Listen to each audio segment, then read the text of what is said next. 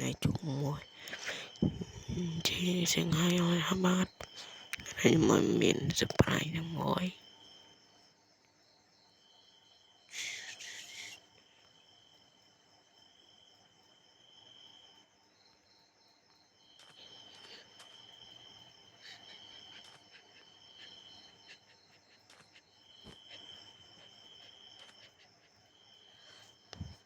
bà nên cái gì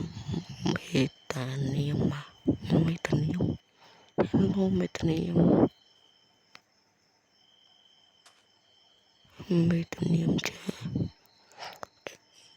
AFK đó nó